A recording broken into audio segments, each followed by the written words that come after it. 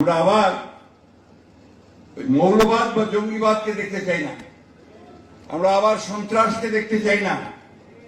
আমরা সত্যিকার অর্থে দেশে একটা সুস্থ, একটা উদারপন্থী গণতান্ত্রিক ব্যবস্থা দেখতে চাই। বাংলাদেশে মৌলবাদের উত্থান কোথা থেকে দেখলেন আবার নতুন করে?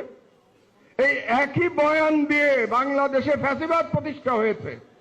শেখ হাসিনা 16 বছর ফ্যাসিস্ট শাসন চালাতে পেরেছে, এই মৌলবাদের কার্ড ফেরি করে তারা চালাতে পেরেছে।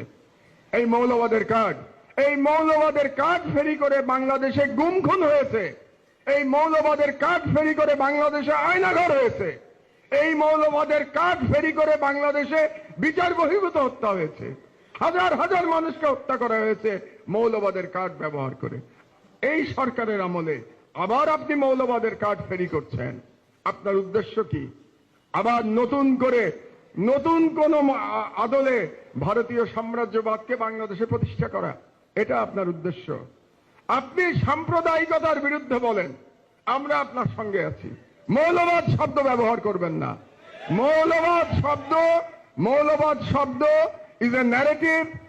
এটা হচ্ছে ওয়ার এগেনস্ট টেরর। বুশের যে ওয়ার এগেনস্ট টেরর এবং ইন্ডিয়ার হিন্দুত্ববাদের ন্যারেটিভ হচ্ছে মুসলমানদের মৌলবাদী বলা, এটা তাদের ন্যারেটিভ।